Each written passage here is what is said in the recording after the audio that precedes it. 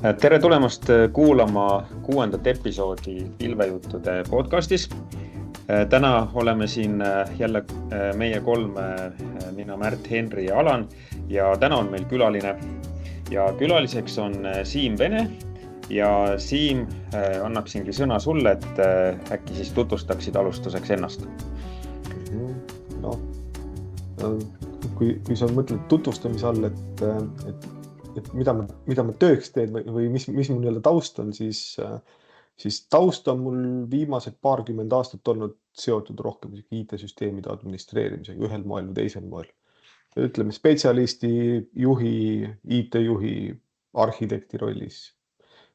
Ja ühel või teisel moel mul on õnnestunud Eestis millegipärast ainult suurettevõtetest omal seda kogemust saada. Täna ma töötan avalikus sektoris. Ma olen Siseministeeriumi siis IT-arenduskeskuses, olen baasteenuste peaarhitekt ja siis ma nii-öelda projektijuhina siis tegutsen või vean siis ka RIT-is täna ehk siis Riigi IT-keskuses avalike pilvede sükest raamhanget või siis ka sükest nagu tootestamist või teenustamist avalikule sektorile üldiselt. Ja siis ülikoolis on ka veel mingisugused haltuurad seal IT-süsteemide administreerimise õppekava juht ja siis ma õpetan seal ka avalikke pilvi ja siis veel paari ainet. Nii et sul on päris hea ülevaade Eesti riigisektori ja avaliku pilve kasutusest või on mingeid, ma ei tea, ministeeriumi osasid, millest sa ei tea? Ei eks loomulikult ega iga ministeerium või ministeeriumi IT-maja on niisugune nagu väike kuningriik oma, et see, mida nad toimetavad, kui nad sellest ei räägi, ega siis tingimata ei tea. Küll aga ma olen siis nii-öelda IT-majade peaarhitektidel, meil on niisugune mitteformaalne klubi või grupp, kus me koos käime, omavahel asju arutame, et sealt üht-teist ikka nagu silma jääb või kõrva jääb, et ma ütleks, et pigem on mul hea nii-öelda taju võib-olla, mis toimub siis avaliku sektori ja avaliku pilvede niisuguses nagu samas lauses või samal lehel olemisega. Aga siis hästi, me sellest tahtsimegi rääkida või uurida, et oskad sa võib-olla alustuseks öelda, et mis need peamised trendid või väljakutsed on, et millega, kui võtame avaliku pilve kasutamise, et millega siis riik või riigisektoris tegeletakse praegu?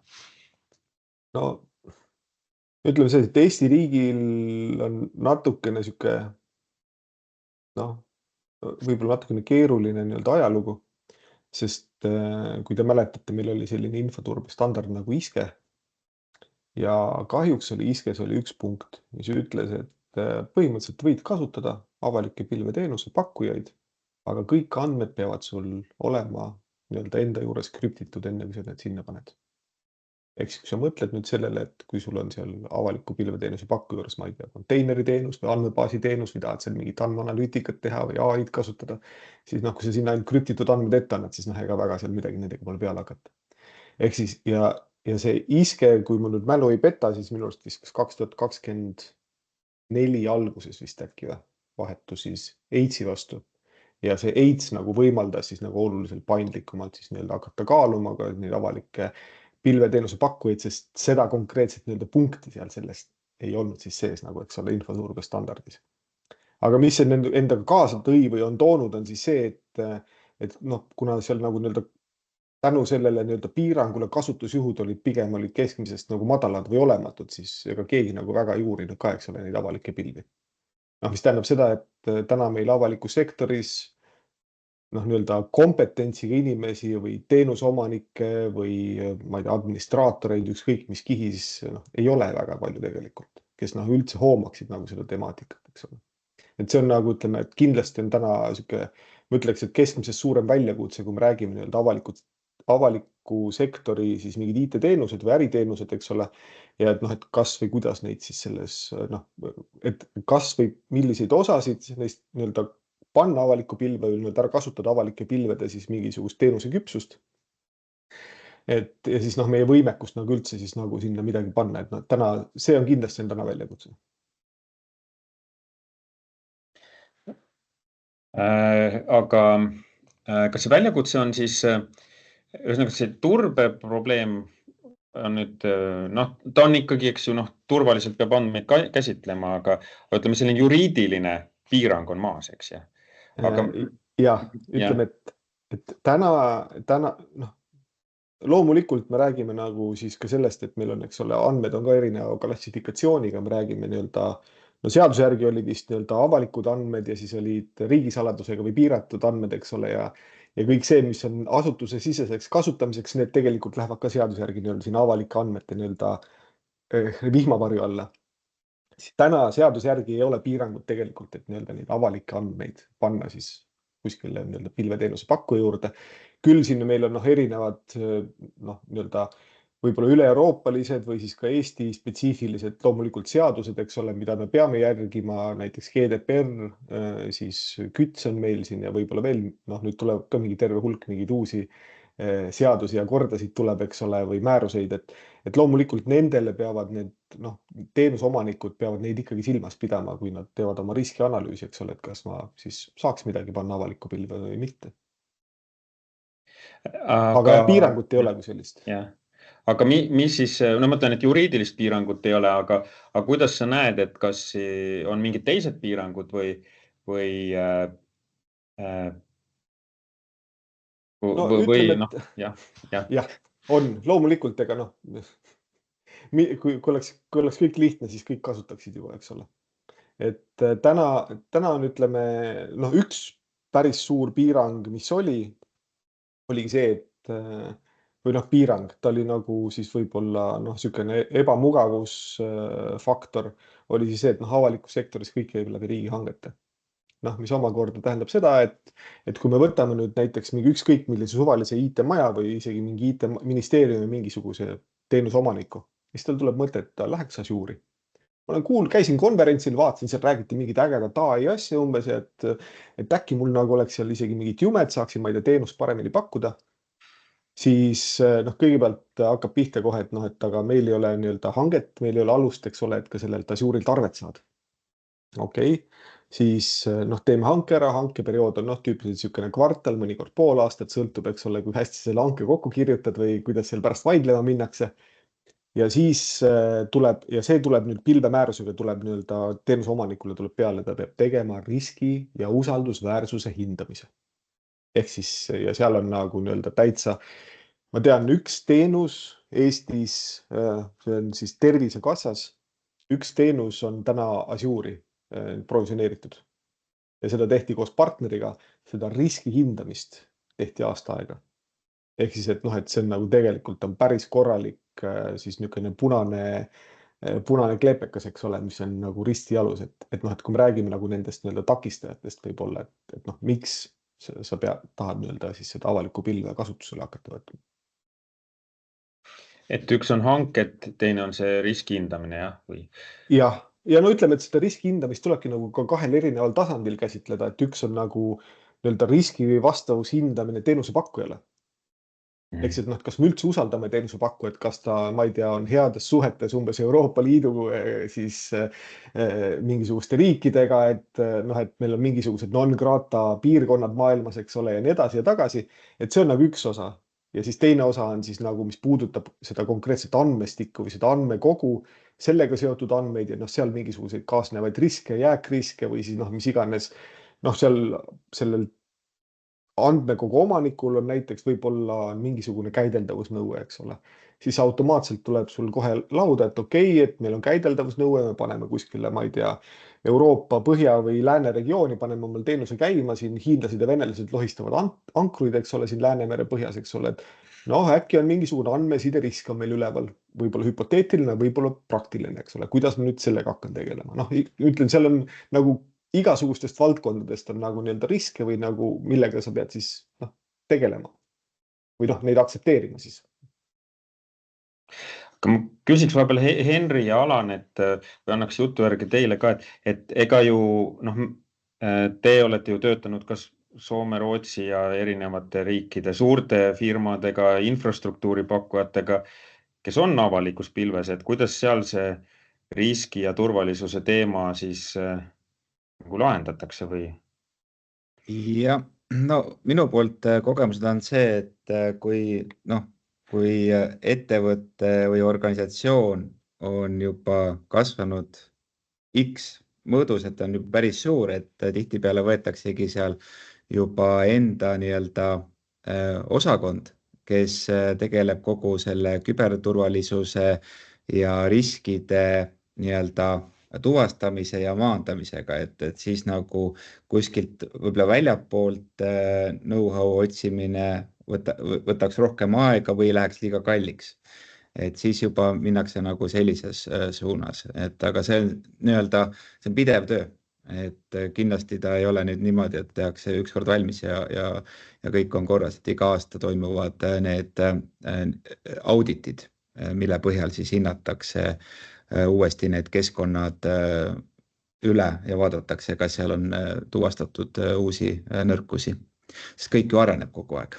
Tulevad uued arendusvõimalused või siis jällegi tulevad uued turvariskid, et. Kui me võtame nagu pilveteenuse pakkuja või sellise ükskõik, võtame Gartneri sealt õigest nurgast, eks ole, et AWS ja Amazon, et suure tõenäosusega nagu neid teenusepakkujaid niikuinii auditeeritakse ööpäevaringselt, eks ole, üle maailma mingite vastu erinevaid nii-öelda standardeid, mingid riiklikke või siis rahvusvahelisi. Aga kui ma rootsalaste heaks töötasin, siis seal küll lihtsalt öeldi, et nüüd on it has been decided Azure ja hakake nüüd ehitama umbes, et ei olnud seal mingisugust väga nii-öelda formaalset protsessi taga. Ja Henri, sul on ka olnud has been decided projekte või ikkagi tehakse? No suuresti, eks Skandinaavias on vähem seda hirmu sihukeste Hiina ja Vene laevade üle ja sellised mõtted, et neid see nagu väga palju ei mõjuta. Ja me oleme töötanud ju peamiselt erasektoriga, et nagu avalik sektor kaalub pikemalt, ma eeldaks, ja teevad nagu suuremaid analüüse, aga kindlasti on ka meil ettevõtteid, kes ikkagi päris pikalt kaaluvad seda minekut. Vaata, siin tuleb vahet teha ka sellele, et kui me võtame ükskõik, kas me võtame nii-öelda siis Põhjamaad või me võtame Lääne-Euroopa või ka Lõuna-Euroopa, siis neil on tegelikult koha peal lähedal on olemas need AWS-i või Azure'i regioonid või andmekeskused.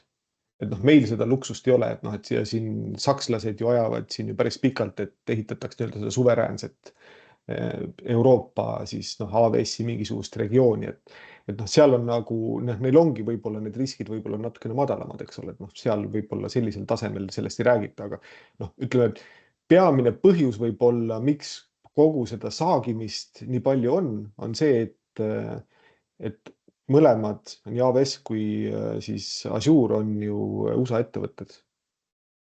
Ja USA ettevõtted peavad järgima USA seaduseid, kaasa arvatud Cloud Act ja igasugused muud toredad määrused, eks ole, mis ka nendel sellele alfabeedile 3-tähelistele organisatsioonidele annavad võib-olla rohkem õigusi kui tavapäraselt, eks ole. Ja see on nagu üks koht, mille pärast nagu ka väga palju siis ollakse võib-olla teatud sektorites konservatiivsemad kui võib-olla teistes sektorites.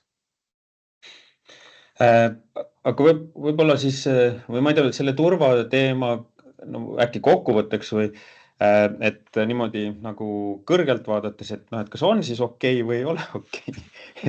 Täna on väga selgelt on välja öeldud, on okei.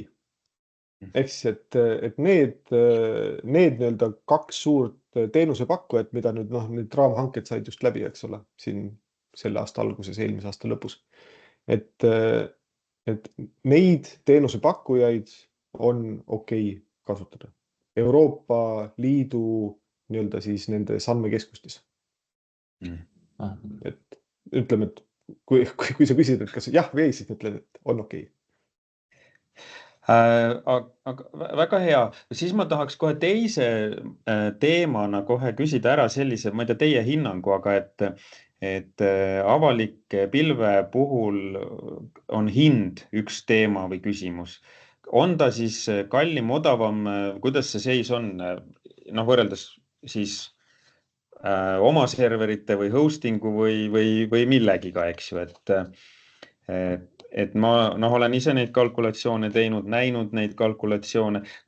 Kuidas see seis praegu on seal nagu võrreldavaid kalkulatsioone või kuidas see hinnaseis on? Noh, ütleme, et kui sa sedasi küsid, siis vastus on, et sõltub. Vastus sõltubki sellest, et ütleme, et jah, me oleme arvutusi teinud. Kui me võtame siis nii-öelda selle standard hinnakirja, siis nii-öelda selle vastavalt kasutusele maksmise puhul Azure ja AWS on 2 korda kallimad kui riigipilv. Kui me võtamegi nii-öelda mingisuguse ühiku nii-öelda mingi virtuka, kus on siis, ma ei tea, mingi hulk proset, mingi hulk mälu, midagi ketast, siis nii-öelda on demand või et nii paindlikult kasutamisel on 2 korda hinnavahe kallim. Kui me nüüd läheme kõik need säästu, need mingid meetmed, mida saad avalikus pilves rakendada, et seal mingisugune pikaajalise nii-öelda lubaduste andmine tarbida, eks ole, 3 aastaks ja siis saab selle hinna saab nii-öelda ütleme, et enam-vähem võrdseks. Aga siin tuleb ka nagu väga selget vahet teha. Et kui sa küsid, et kumb on odavam või kumb on kallim, siis tuleb aru saada, et mis teenustest me räägime. Sellepärast, et tüüpiliselt avaliku pilve sa ei lähe sellepärast, et sa tahaksid kangist seal mingit virtukat silitada. Sa lähed sinna, et tarbida mingit küpset foorumseaaturi teenust, hallatud andmebaase, hallatud Kubernetest, hallatud AI mudelite mingisugust raamistikku või teenust, eks ole. Et kui me läheme nagu sinna dimensiooni, nagu seal platvormi teenuste dimensiooni, siis ma ütleks, et kindlasti on odavam ja lihtsam minna ja tarbida avalikus pilves seda või ise ehitada. Ma olen mitmes Eesti suures organisatsioonis, nii era- kui avalikus sektoris, ma olen nii-öelda nendes platvormi teenuste automatiseerimise iseteeninduslikkuse programmides nagu nii-öelda vedanud, eks ole, neid või osalenud. Et me räägime siin ikkagi mingi aastate pikkustest nagu projektidest, eks ole, ja kindlasti see, mida nagu saavutatakse, see küpsustase kindlasti ei ole nagu nii-öelda võrreldav võib-olla sellega, mida sa AWS-ist või Azure'ist saad, eks ole. Et siin ongi, sellepärast ongi nagu selline väga mitmedimensiooniline nagu küsimus ja vastus võib-olla. Aga võib-olla siis ka suuremale ringile küsimus, et kui neid platvorme võrrelda omavahel ja võib-olla kui vaadata ka laiemalt, mitte ainult AWS ja Azure'i ja Google'it, veel on ju Oracle pilv, veel on teenusepakkujaid on erinevad, ma ei tea, IBM-il on oma pilv. Muidugi Alibabal on oma pilv, eks ole, ja igasugustel tegelastel on oma pilved. Et kusjuures selle kohta ma olen eraldi ka seal ülikoolis, kui ma annan loengut või ma loen ainet, eks ole, avalik sissejuhatus pilvetehnoloogiatesse ja ma räägin seal ka nii-öelda multicloudist või nii-öelda mitme pilveteenuse pakkujaga jonglöörimisest. Ja see oli, ütleme, et väga teadlik valik oli piirata siis neid teenusepakkujate nimekirja. Ütleme, et kuidas ma siis ütlen, täna ei ole mitte ühtegi takistust siis nii-öelda ühelgi riigiasutusel ja avaliku sektori asutusel teha oma riskianalüüs, teha oma hange, minna, ma ei tea, Oracle'ga, IBM-iga, Alibabaga tõenäoliselt mitte vist, aga ütleme, et Hetzneriga, mis iganes, eks ole, ettevõttega minna nagu lepingusse, andku tuld, eks ole. Aga kui me räägime nüüd sellest, et me üritame nagu nii-öelda standardiseerida ära võib-olla seda niisugust nagu pilve kasutamise mingisugust kogemust või siis üritada luua sinna mingisuguseid nendele asutustele või teenuseomanikele mingid lihtsustatud mudeleid, siis mida rohkem neid teenusepakkujaid on, seda keerulisem ja kallim tegelikult kogu seda nii-öelda raamistikku hallata on. Sest ma mäletan, ma käisin ühel AWS-i konverentsil ja siis seal oli väga äge tüüp oli, kes seal esines. Ja tema esinemine ei olnudki seotud sellega, et ta üritas kuidagi nagu AWS-i müüa, aga ta tõi välja seal nagu nii-öelda nende kogemused ise oli suur ettevõtte nii-öelda tehnoloogiadirektor. Me räägime siin Fortune 100 nagu suurettevõttest. Ja siis ta läks AWS-i tööle ja siis nad olid seal mingi konsultantide nii-öelda osakond oli neil seal ja siis nad käisid nagu ühest ettevõttest teise. Ja mida nad nägid või see, mida ta nagu siis seal ka oma selles esinemises välja tõi, oli siis see, et iga lisanduv teenusepakkuja, kui me räägime nii-öelda multicloudi tegemisest, suurendab eksponentsiaalselt keerukust, maksumust, riske, turva nii-öelda riske, intsidente, kõiki asju, eks ole. Ta ütles, et väga äge on, et ettevõtted ja ettevõtte juhid ja konverentsidel räägitakse, et mitmikpilv ja et umbes, et täna on mul töö nii-öelda need rakendus ühes kohas, homme ujub teise kohta, et aga et mis selle hind kõik on, eks ole, et noh, et see oli ka nagu väga pragmaatiline. Me võtsime lihtsalt, et kes on nagu nii-öelda turuliidrid ja siis noh, nendega läksimegi siis nii-öelda lepingusse või hankesse, et me ei hakanud nagu nii-öelda seda pilti väga keeruliseks ajama. Aga Henri, Alan, me oleme ka siin podcastis ennem rääkinud just, et multicloud on trend, et kuidas te seda kommenteerite? Multicloud võib olla ka 2 cloud'i juba, eks või on-premise ja cloud või midagi selliseid või?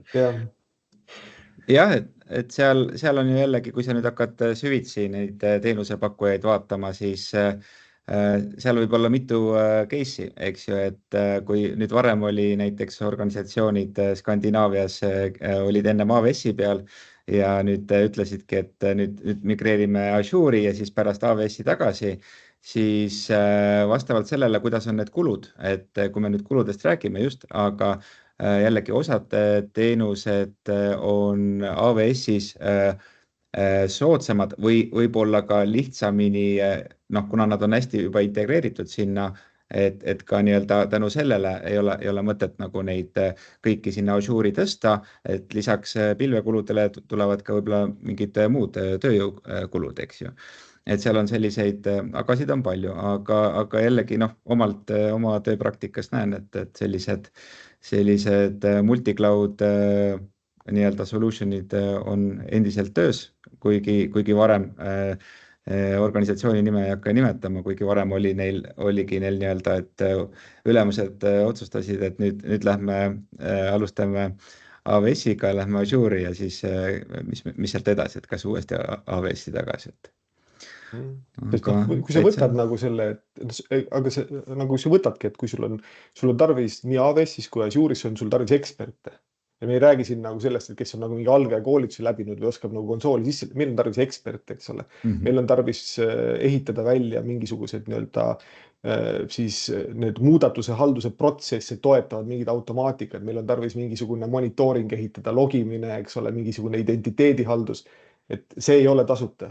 Et ütleme, et kui me räägime nagu päris nagu nii-öelda sellest multipilvest või multicloudist, siis seal peab olema väga tugev äriline argumentatsioon taga, miks seda üldse ette võtta. Et vaikimisi, kui mina oleks otsustanud, ütleks alati vaikimisi ei.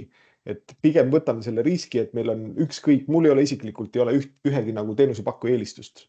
Et minu jaoks on, ütleme, et vähemalt AWS ja Azure, nagu nii-öelda me räägime võimekuse tasemel, minu jaoks on enam-vähem sama. Et detailides võib-olla on erinevused, eks ole. Et mina võtaks pigem nagu nii-öelda riski, et ma olen siis ühes teenusepakkujas olen nagu lukus.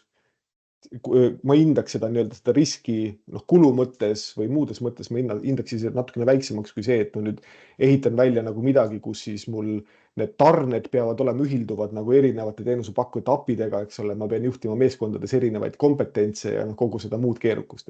Et see on nagu, ütleme, et täna see on nagu see ajas arenemine, et alguses ma olin ka nagu, et multicloud, vendor lock riskid, kõik muud asjad, aga ütleme, et täna ma näen nagu võib-olla selle köögi poole nagu rohkem neid varjukülgi isegi kui plusspooli.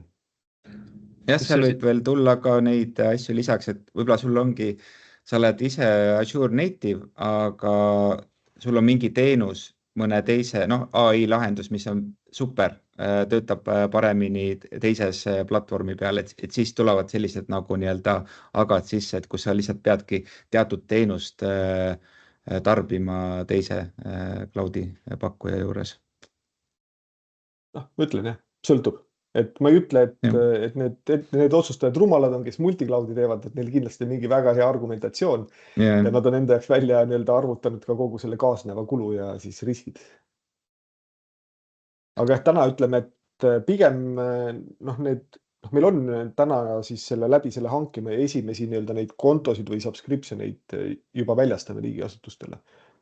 Et täna pigem ütleme, see muster on olnud, et võetakse nagu üks teenusepakk, kas üks või teine, et mitte et mõlemad.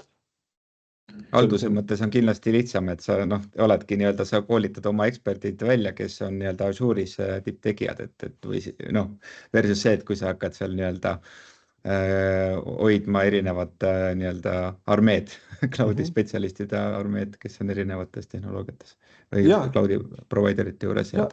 Kusjuures ilma naljata, ütleme, et mille üle ma olen uhke, mida me SMIT-is oleme saavutanud, et meil on seal 150 äriteenust, kui saab äriteenuseks nimetada asju, mis on, eks ole, avalikus sektoris. Meil need, ütleme, et praktiliselt kõik need äriteenused on meil viidud, eks ole, nii-öelda CI/CD, pipeline'id, GitOps, kõik need nii-öelda lendsõnad, eks ole, mis on praegu väga popid, eks ole. Ja võiks nagu mõelda, et okei, kui sul on nagu nii-öelda teenuse tarne on üles ehitatud, siis nii-öelda pipeline'i peale sul on kogu see nii-öelda tarne on kui kood, eks ole, et ma siis keeran vastu teist apit, teise vendori apit, eks ole, siis saan oma nagu nii-öelda mingeid riske maandada või et seda teenust mujal käima panna, aga realiteet tegelikult ei ole nii lihtne. Et kõik need apid, isegi kui me kasutame seal Terraformi või Ansiblet või mingid abstraktsiooni kihte vahel, isegi siis on nii-öelda selle tarne keeramine vastu teist teenuse pakkujat on ikka väga keeruline. Et see ei ole triviaalne ülesanne. Ja rääkimata kompetentsi siis.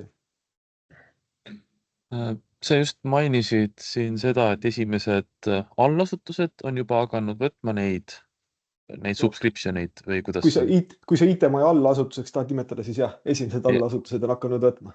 No IT-majad siis, et kuidas see protsess teil välja näeb, et saad sa natuke sellest pikemalt rääkida, et nagu kas sa annad nagu subscription'i, kas teil on mingid poliisid juba sinna peale pandud või arhitektid on täitsa vabad või nagu teha rumalusi, mis tahavad selle? Rumalusi.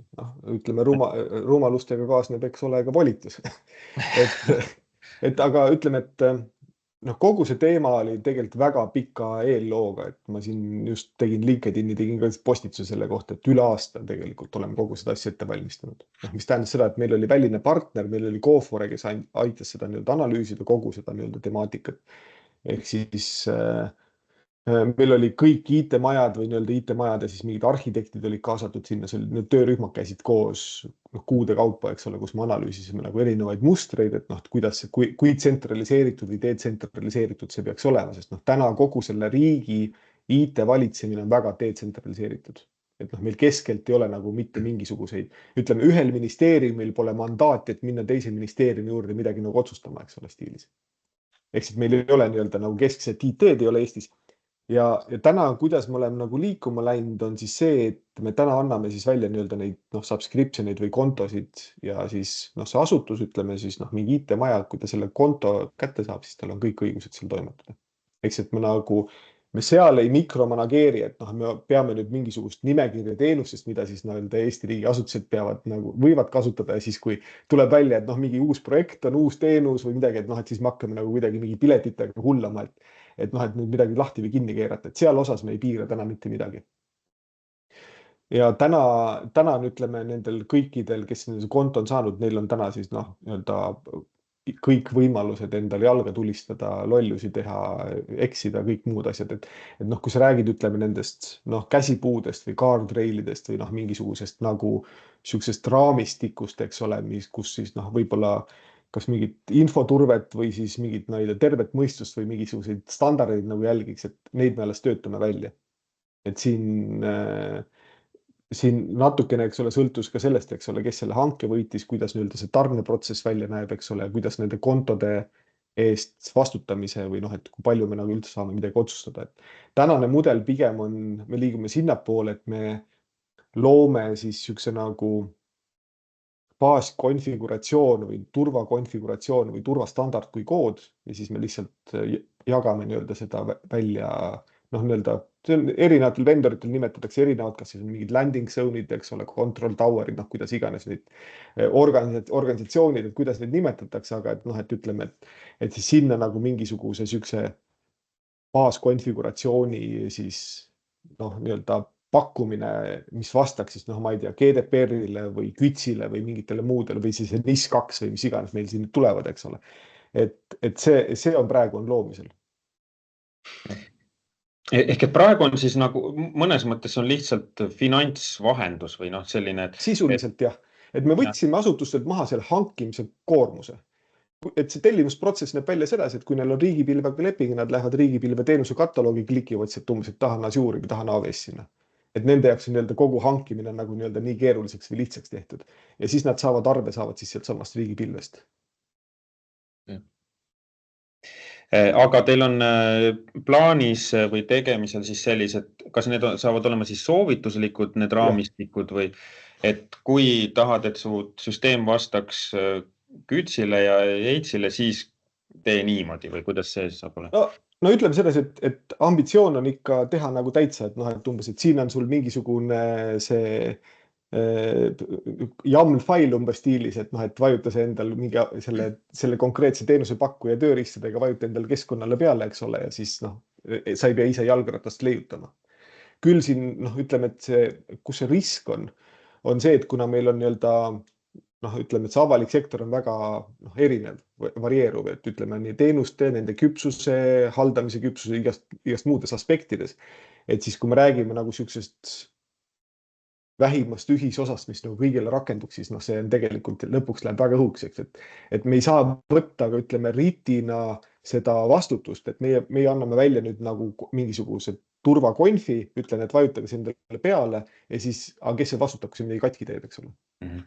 Et noh, et siis me ei saa nagu nii-öelda täna, noh, ei ole nagu seda mehhanismi me ei disaininud meelega sisse, et nii-öelda, et kuidagi see vastutus nagu ritile tuleks suurem kui see, et nii-öelda me vahendame siis seda kontosid ja arvete esitamist sisuliselt. Küll aga, mis me jätsime nagu väga teadlikult, jätsime nagu lahti, ongi see, et kui me räägime, ja RIT ise ei lähe nii-öelda nendesse kontodesse sisse, ehk siis me ei halda nagu ühegi kliendi eest mitte midagi. Ja see ongi nagu, ja see oli nagu ka väga teadlik valik just selles mõttes, et meil on tegelikult avalikus sektoris või erasektoris meil tegelikult ettevõtteid on päris palju, kes on nagu, kellel on kompetents olemas, kes on juba nii-öelda AWS ja Azure'i partnerid, mis iganes.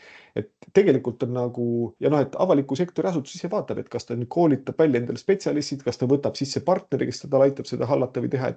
Et selles mõttes seal me nagu jätsime nagu nii-öelda väga sükse eluterve konkurentsi disainisime sisse, ma isegi ütleks. Ja see on väga hea, eriti niimoodi sellise ettevõtte äri poolest vastutavana öelduna. Aga kuidas siis see on, et kui sa alguses mainisid, et Tervisekassa pidi tegema sellise, oli see peaaegu aastase analüüsi, et kas nüüd sellega on ka kuidagi lihtsam või peab iga... Jah ja ei. Jah ja ei on, ütleme vastus. Et lihtsam on võib-olla sellest vaatest, et võib-olla Tervisekassal kogu see projekt, mis see 1,5 aastat oli, võib-olla seal oli sees, ütleme see hanke osa, eks ole, partneri valimise osa, igast muud asjad. Et noh, ütleme seda keerukust, mida me keskelt täna alla toome, ongi see, et noh, me võtame nagu mingisuguse osa eest ära, eks ole, et need erinevad siis teenuseomanikud ei pea hakkama tegelema siis noh, et kas nüüd Azure ja AWS on usaldusväärne hindamisega. Aga jah, et noh, täna ei ole nii-öelda või ütleme, et selle C3 klubi, millest me ka räägime natuke aja pärast, et seal on nii-öelda ka see Tervisekassa nii-öelda teenuseomanik on käinud esinemas, nad on oma kogemust jaganud, aga täna ei ole võib-olla niisuguseid, noh, ma ei tea umbes, et me jagame keskelt RIT-ist mingisuguseid dokumendipõhiseid, et näed, see on sul mingi riski hindamise nii-öelda maatriks või mudel, eks ole. Siin on nagu võib-olla enim levinud riskid, mis on teiste ettevõtete poolt juba kaardistatud umbes, et vaata, et kas sul siin midagi nii-öelda klikib või kliki ja siis noh, hinda ära ja siis mine teel, eks ole, teed selle asja, teed nädalaga ära, mitte mingisugune 1,5 aastaga. Et seda sükest nagu head teadmusbaasi ei ole lihtsalt tekkinud veel. Noh, kuna praegu enamik vist tõenäoliselt nii-öelda oma ette võib-olla pusib praegu või noh, et seal ei ole nagu sükest, et ideaalis me loomulikult me jagaksime hea meelega neid nii-öelda kogemusi, neid näiteid, neid riskianalüüse, et noh, sealt saaks nagu taaskasutada võimalikult palju. Aga noh, see nii-öelda hooratas ei ole veel käima läinud. Aga äkki räägikski sellest C3 klubist siis praegu, et mis klubi see on? See on niisugune huvitav klubi, kuhu erasektor on üritanud sisse pressida, uksest aknast ronida ja me oleme siiamaani nad välja lükanud ikka, aga et põhimõtteliselt on tegemist, see C3 tähendab siis Clear Cloud Club. Ehk siis, et ja seda Taavi Viilukasega koos me 8 tegelikult nüüd asutasime selle klubi. Ehk siis meil nagu kui me valmistasime ette kogu seda avalike pilvede tegevuskava ja kontseptsiooni, mis oli ka nii-öelda sihuke aastane projekt, siis seal nagu väga kiiresti sai selgeks, et see keskmine toatemperatuur riigis, kui me räägime nii-öelda avalikud pilved ja siis nagu teadmus, mis seal teha on väga madal, eks ole. Ja mis me tegime, siis asutasimegi siis nii-öelda mingisuguse klubi, mida siis sealt RIT-i alt täna siis ma endiselt vean edasi ja see klubi mõte oligi siis see, et me võtame avaliku sektori nii-öelda siis arhitektid, teenusomanikud, arendajad, otsustajad, teeme neile mingi klubi ja käime ja hakkame koos sealt tutvustama, mis asi see avalik pilv on, kuidas on seda, millised on head praktikad, kuidas seda kasutada, millised on teiste, ma ei tea, asutuste või siis, ma ei tea, kuskilt maailmast ettevõtete kogemused, kuidas näiteks oma teenuseid nii-öelda viia pilve või noh, et mis seal riskid on, mis seal ohud on, eks ole, mis on nagu edulood või ka mingid noh, nii-öelda õpetlikud mitte-edulood, eks ole. Et see oli nagu kogu selle, selle Clear Cloud Clubi asutamise mõte oli umbes selline. Sa ütlesid, et avaliku sektori inimestel või spetsialistid, kus see piir on, et kas näiteks, ma ei tea, Eesti Energiat ja sellised avalikud, noh, riigi omanduses olevad asutused, Tallinna Vesi ka osaliselt riigi, nemad on okei või ei ole või kaubamaja, ma saan aru, et noh, selliseid konsultante sinna müüma ei taheta, aga ja me ei taha sinna, ütleme, et selles mõttes sa ütlesid nagu väga hästi, võtsid selle asja kokku, et me ei taha sinna, eks ole, et see oleks mingisugune üritus, kus siis erasektori ettevõtted saadavad endal mingisuguseid inimesi müüki tegema, et noh, et see kindlasti noh, oli midagi, mida me tahtsime algusest peale nagu võib-olla vältida või siis noh, et hoida nagu ruumis seda sihukest suhtlust võib-olla nagu nii-öelda avatuvamana või sihuke vahetumana, eks ole, et noh, et noh, kõik, mis me seal räägime, kõik jääb nagu nii-öelda meie enda vahele, eks ole, või noh, et noh, võib-olla mõni seal räägib, eks ole, mingisugusest, noh, ma ei tea, asjast, mis ei ole võib-olla uudistesse jõudnud veel, eks ole, aga noh, et nii-öelda oli napikas võib-olla, no mis iganes näited, et aga minu teada täna ütleme see klubi kuidagi orgaaniliselt moodustus selle nimekirja ümbert, kes olid juba riigipilve kliendid. Ehk siis, aga riigipilve kliendid võivad sul olla, ma ei tea, kohalikud omavalitsused, raamatukogud, ka vist Eesti Energia, eks ole, kui nad tahaksid, et noh, seal nagu otseselt mingit takistust ei ole minu teada. Aga kui ma olen täiesti eratehas ja mul on IT-juht, ta kindlasti ei müüks seal väga, noh, aga on ta oodatud või ei? No ütleme, et täna me oleme ikkagi oleme selle joone sinna vahele tõmmanud, et no, siin on olnud mõtteid ka, et see huvi on tegelikult olnud, sest noh, ütleme see samane näide, mis sa tõid, et noh, et me räägime siin mingisugusest, ma ei tea, tehase juhist, eks ole, või siis noh, ta ei pea tootmisettevõttega olema, aga ükskõik mingi erasektori asutus, eks ole, ta ei tegele müügiga, tegeleb mingisuguse, noh, ma ei tea, mingi väärtuse loomisega, eks ole. Et noh, et miks me peaksime neid nagu tingimata ukse taga hoidma, et noh, et siin see, noh, seda diskussiooni on natukene sisemiselt olnud, et noh, et kas ta peaks nüüd olema nii-öelda avaliku sektori eksklusiivne, sest ütleme, need probleemid või need väljakutsed, et noh, mingisugune nii-öelda see ühisosa on kindlasti on selle erasektori ja avaliku sektori vahel, sest kui sa eemaldad nagu selle era või ava sealt nii-öelda sellest sektori nimest, siis noh, päeva lõpuks me lahendame ikka mingit äriprobleemi, kus on mingisugune nii-öelda IT-protsessi ja mis iganes nii-öelda kompetentsi kombinatoorika, eks ole, et see ei ole nagu mingi unikaalne, et see on, ma ütleks, üsna universaalne tavaliselt. Ma võib-olla hüppaks korra tagasi veel regulatsioonide ja turvalisuse teemale, et noh, meie selgelt ka näeme siin nõudeid, et ISO 27001 ja noh, NIS2 on praegu ju arutelu all, et millal see juurutada, noh, kindlasti see tuleb vastu võtta, eks ju, aga et kuidas need tulevad regulatsioonid nüüd mõjutavad seda pilti avalik pilv versus oma pilv, et kas nad üldse mõjutavad, et jah. Ütleks, et pigem vähe. Et kõik need nii-öelda regulatsioonid, noh, palju need regulatsioonidest on tegelikult on nii-öelda noh, tänases, noh, ma ei tea, küberturbemaastikus või nii-öelda selles tänases hetkes on tegelikult on, noh, ma ütleks terve mõistus isegi, eks ole, nende rakendamine. Et seal ma ei näe nagu väga mingisugust suurt erisust, et kuidagi need nagu muudaksid avalike pilvede kasutamisele võtu keerulisemaks.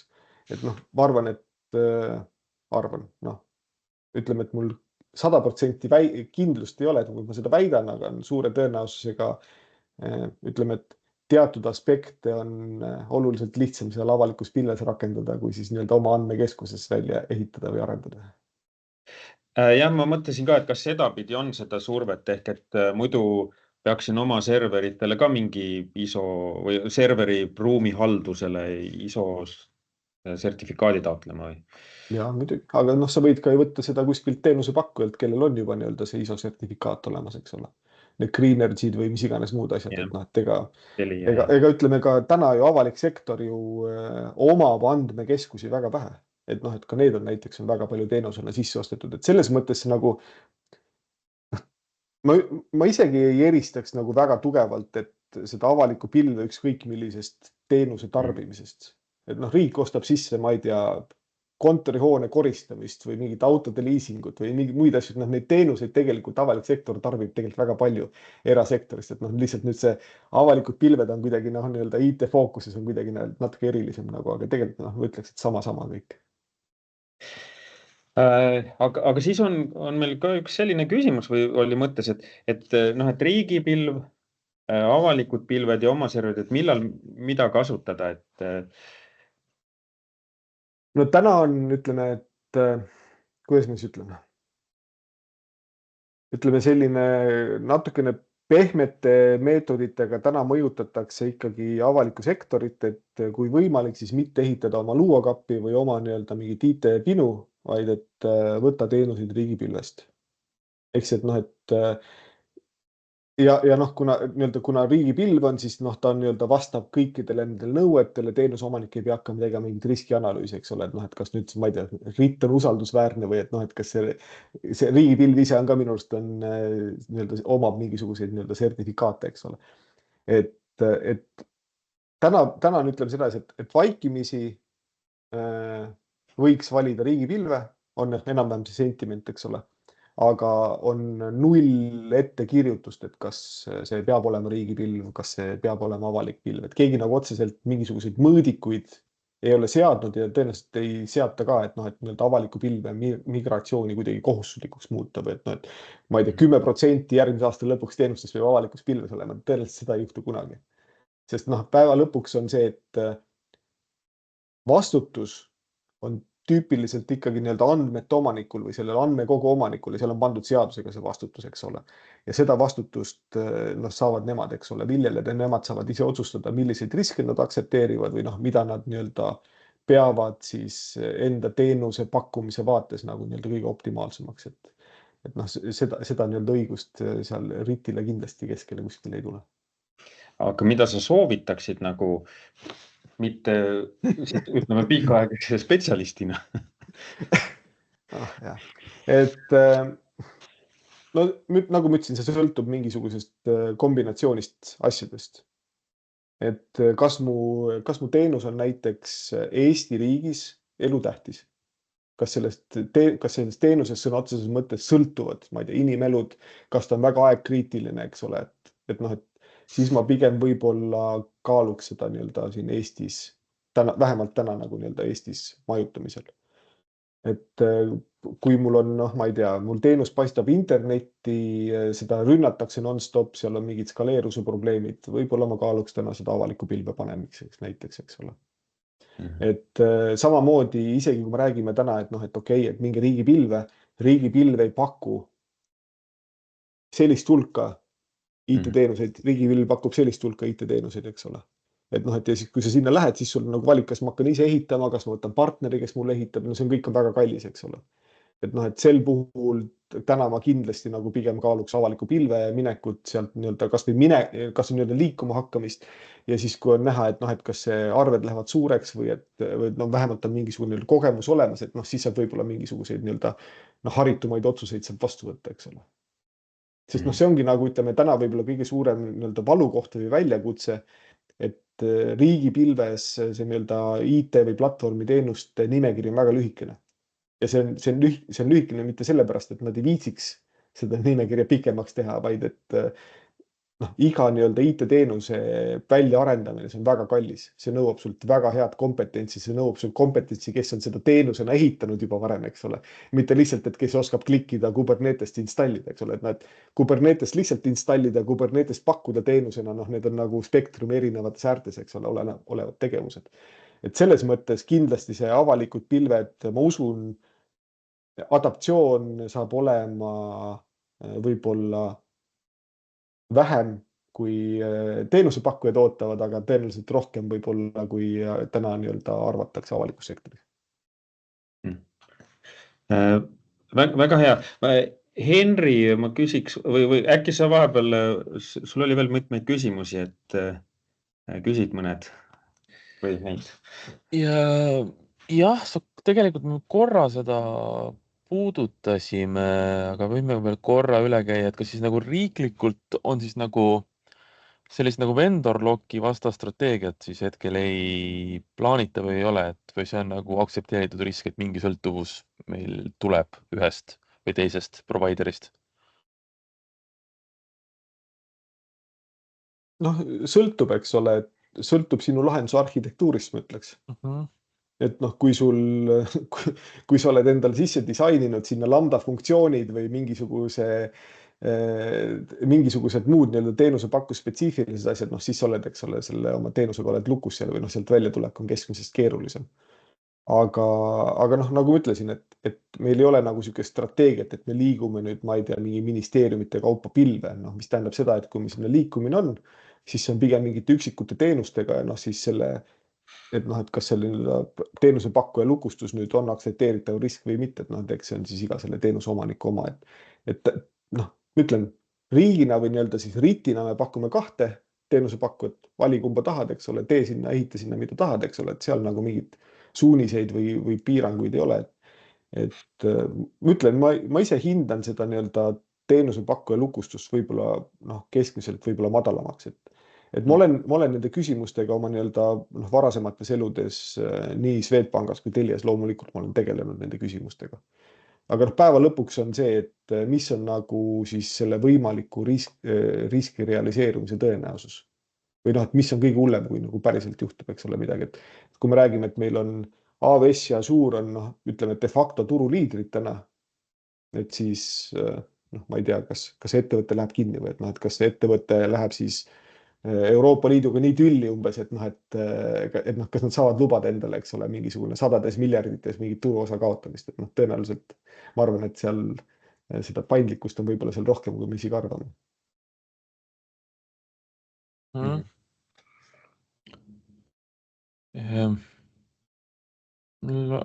Lähme natukene siis võib-olla küsin sihukese nagu isikliku küsimuse ka, et mis sul niisugused isiklikud pilveprojektid on, kas sul endal pet project'id või midagi sihukest ka on või? Jah, ikka on. Muidugi, mul on, ma kasutan 3 erinevat vendorit, et küll erinevates kontekstides võib-olla, eks nad ei ole kuidagi hübriidpilved. Mul mingisugused nii-öelda botid jooksevad Hetzneris, kuna Hetzner on kõige odavam, kui me võtame lihtsalt nii-öelda ühiku hinna Euroopa Liidu, ja siis mitte mingi pikaajalise nagu nii-öelda kohustuse võtmise, siis mul on endal kodus on NAS seade ja sellest NAS-ist ma teen AWS-i Deep Glacier Archive'i teen nii-öelda arhiivikoopiat. Et see S3 on minu teada kõige odavam. 1 terabait maksis 1 euro kuus. Lihtsalt nagu nii-öelda hoiustada ja noh, siis saab sealt kogu selle S3 nii-öelda teenuse headuse saab, et see on mul nagu nii-öelda eraldi hobiprojekt. Ja siis ühele sõbrale, kellele ma siis nii-öelda IT-teenust aitan teha, meil on mingi naturaalmajandus. Et siis temal on tema ettevõtte siis serverid on Azure'is. Et mul on nagu, noh, selles mõttes on mul mingisugune nii-öelda täitsa käed küljes kogemus on olemas siis, noh, ütleme mõlema suurega. Noh, rääkimata siis sellest, et seal ülikoolis ma ehitasin selle sissejuhatuspilve tehnoloogiat ja ehitasin nullist.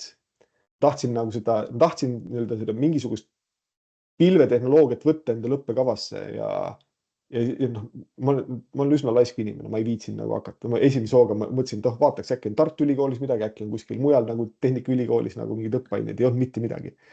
Või noh, ütleme, et Tartu Ülikoolis midagi oli, aga see oli pigem selline, et seal kukuti väga kiiresti mingisugustesse matemaatilistesse võrranditesse, kuidas siis mingisugused need horisontaalselt skaleeruvad mudelid töötavad, eks ole, mis nagu ütleme Azure'i või AWS-iga, et noh, jah, seal on need samad meetodid kasutusel, aga noh, et see ei ole nagu see, mida ma õpetada tahtsin, eks ole. Ja siis ma tegin selle aine nullist ja seal sellel ainel on ka laborid juures, mis on AWS-is ja mul on üks endine siis vilistlane on, kellega me koos selle teeme ja siis see kutt ehitas välja, neil täisautomaatsed laborid on AWS, siis seal lambda funktsiooni kontrollivad, et kas see labor on ära tehtud ja kõik muud asjad. Et see väga äge asi on see. See on väga põnev, jah. Et ja noh, selliseks kommentaariks, sa olid Algorütmi saates, rääkisid sellest NAS-i ehitamisest. Hakkasin omale ka kodus ehitama, ise käsitsin NAS-i. Mul on ka Synologi peal, tegin nagu teise nagu back-up'i, tegin pilve, aga see hind läks nii kiiresti mul nii suureks, mitte pilve hind, aga riistvara hind, ma nagu ehitasin selle ikka väga overkilliks, ehitasin selle asja, et aga noh, see on natukene. Aga kusjuures selle NAS-ist ma just ehitasin endale ka nüüd loodetavasti viimase NAS-i. Ja see on nende NVMe kivide peale ehitatud NAS on see. Ehk siis see NAS ise on see Intel NUC suurune karp on, aga seal on siis mingisugune 5 terabaiti on NVMe-d on sees. Ja seda sel põhjusel, et ma olen ka nagu, see oli mul 3. iteratsioon NAS-ist, eks ole, aga kõik need varasemad olid siis need aeglaste ketastega, et noh, palju mahtu, eks ole, ja kõik muud asjad, aga et kui sinna oli tarvis hakata faile kopeerima, siis see oli ajas samamoodi närvi nagu need kõrged hinnad, eks ole, seal kuskil pilves, et siis ma lõpuks jõudsin sinna, et nii-öelda 3. iteratsioon on, aga see samamoodi nii-öelda siis teeb mingisugust perioodilist sünki teeb siis sinna Deep Glacier Archive'i teeb kõikidest andmetest. Sest noh, tehnoloogidena me teame, et kui midagi saab katki minna, siis ta suure tõenäosusega läheb, nii et ütleme selles, et sul see Synology võib olla kallis, aga need mälestused seal Synology peale võib olla hindamatud, eks ole, et siis kuskil maal tõenäoliselt mingi mõistlikkuse piir jookseb ikkagi. Jah. Nii. On see siis nagu, ühesõnaga käe harjutamiseks jah, aga on ta siis nagu Dropboxist odavam või OneDrive'ist? On küll, jah. Et ütleme sedasi, et see Dropbox ja OneDrive, et nad on soodsad, kui sa tarbid sealt võib-olla mingisugust, ma ei tea, 500 giga või vähem, eks ole. Aga kui sa võtad sealt päriselt võtad nagu mitu terabaiti, et noh, et siis võid ise nii-öelda kalkulaatoritest läbi lasta, et seal Dropboxis ja OneDrive'is hakkavad need numbrid päris kiiresti kerima. Hästi, aga siis on meil üllatusküsimuste aeg, et Alan, sina kirjutasid üllatusküsimus, et lase käia. Jah, no paar üllatusküsimust ka siis siia juurde, et sa ennem mainisid, et eks ju riik kasutab aktiivselt CI/CD pipeline siis GitHub Actionsite ja workflow'de näol. Aga mis on sellised veel nagu tehnoloogilised trendid, mida te siis olete implementeerimas nüüd tulevikus või lähitulevikus ja kuidas võtab riik vastu AI-d? Jah, ma just ütleme see, et GitHub Actionit me ei kasuta, et meil on kogu asi on täna Atlassiani stacki peale ehitatud, et noh, kuna ka kõik need nii-öelda pipeline'id ikkagi töötavad meil nii-öelda ainult oma andmekeskuses, et seal see valik on natukene lühem võib-olla kui muidu. Aga ütleme lisaks sellele, et noh, me kasutame siis nagu sellist arendajate mõistes nagu üsna paindlikku sükest iseteeninduslikkust, eks ole, ehk siis nii-öelda seda infrastruktuuri kui koodi, siis me oleme nüüd viimased aasta aega oleme töötanud SMITis näiteks selle nimel, et just see samane nii-öelda see AI paaris programmeerimise nagu element muuta standardiks siis arendaja töökohast. Ja seal on nagu väga erinevaid võimalusi, eks ole, kuidas sellele läheneda. Ja siin on ka nii-öelda mitu dimensiooni, et me läksime liikuma sellega, et lihtsalt võtsime OpenAI-st, võtsime API võtmed, eks ole, andsime nendel arendajatele kätte. Nad IDES seal võtsid mingisugused pluginad või mingid moodulid kasutusele ja tuld, eks ole, et oligi niisugune GitHub Copiloti laadne kogemus oli olemas, aga maksid ainult nende tarbimise pealt. Et täna me oleme väga tõsiselt hindamas kursorit. Seal on omad, eks ole, väljakutsed või probleemid, eriti kui on arendajad, kes IntelliJ otsas elavad, eks ole, mitte VS Code'i otsas. Aga et ütleme, kursorit oleme täna tõsiselt hindamas või analüüsimas ja siis teine pool on see, et üks on nagu, et nii-öelda see koodi produtseerimine, eks ole, või et nii-öelda see arendaja nagu kogemus, tema on nii-öelda tööjaamas, aga kui me võtame tarkvaraarendusprotsessi tervikuna, siis seal ei ole ainult tarkvaraarendus, eks ole, me räägime seal, ma ei tea, nendest koodi ülevaatustest, mingisugustest automaattestide ehitamisest, eks ole, mingi turvakontrollidest, kõigist muust asjast. Ja sinna nendesse nii-öelda protsessi etappidesse me oleme AI-d oleme sisse nüüd süstinud viimased pool aastat erinevate siis tööriistade abil. Ehk siis, et noh, et meil on täna nii-öelda need pull request'ide siis või need jah, nii-öelda koodi ülevaatus on meil esimene koodi ülevaatus on meil täna AI teeb näiteks.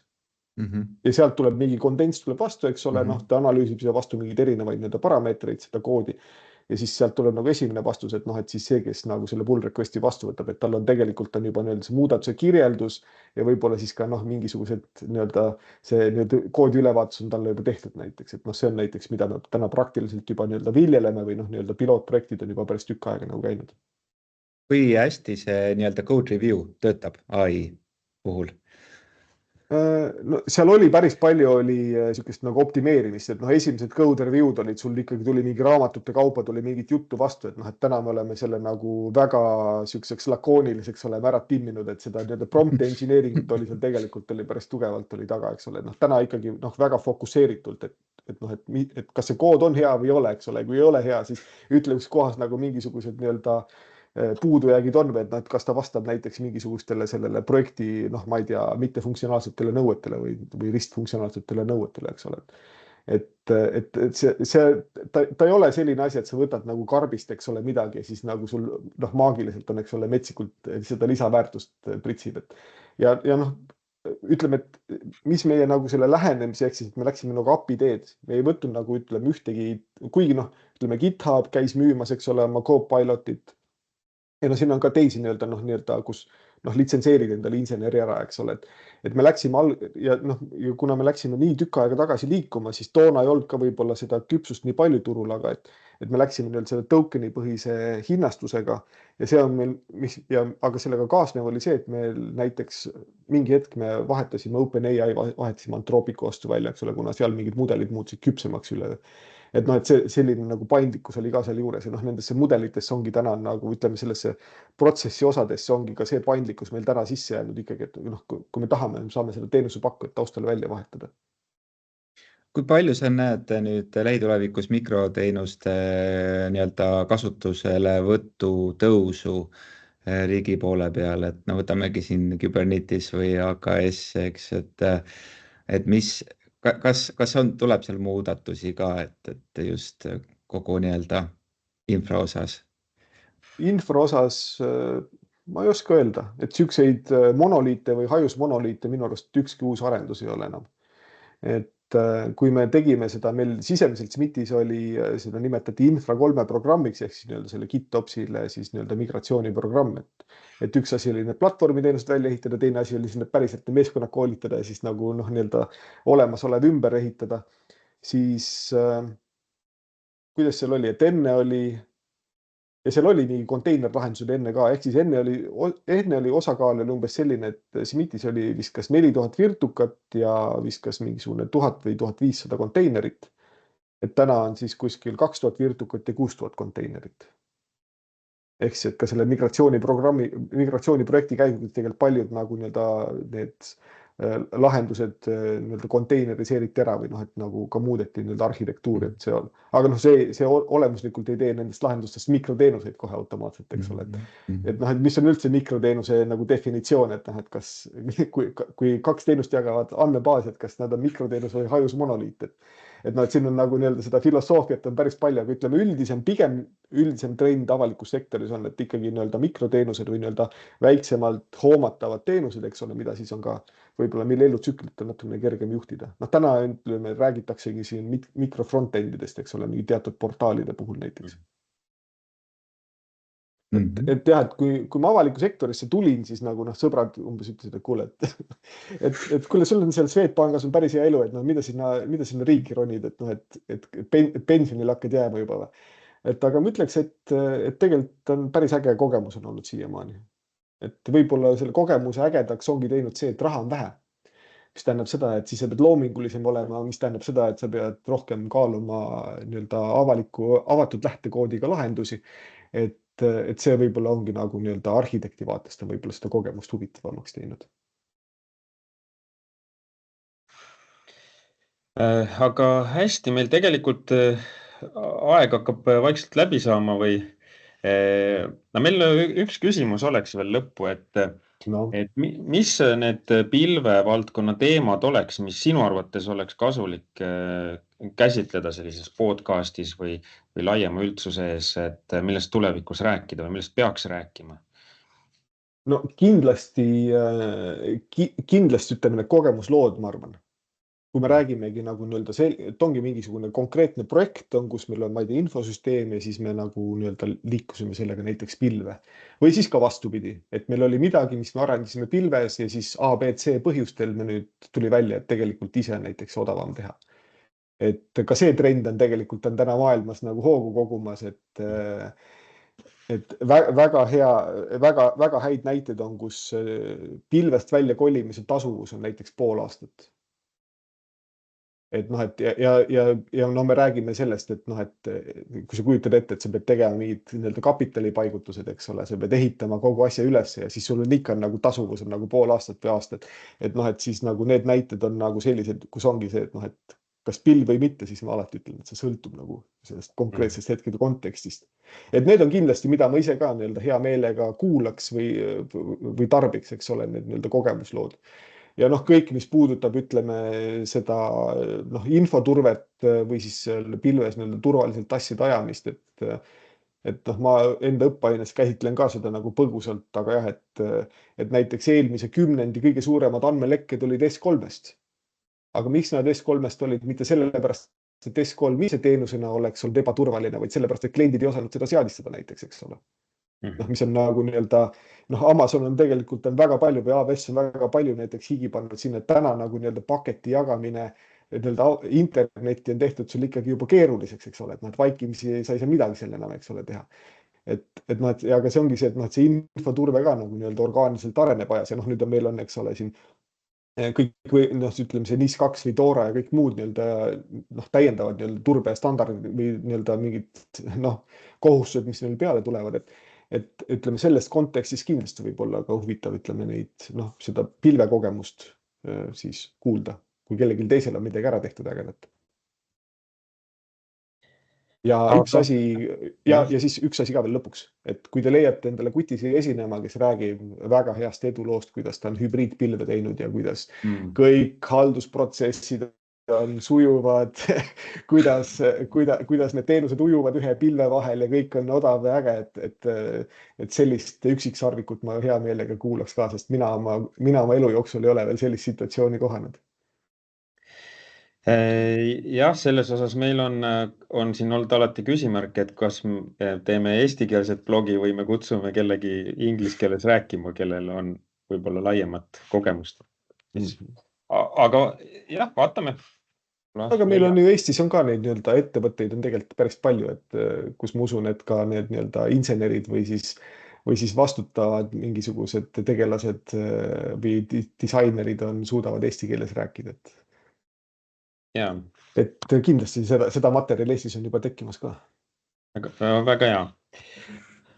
Aga siis suur tänu külalisele, kuulajatele ja kohtumiseni siis mõne aja pärast. Teeme nii. Aitäh teile. Aitäh. Ja, Tšau. Tšau.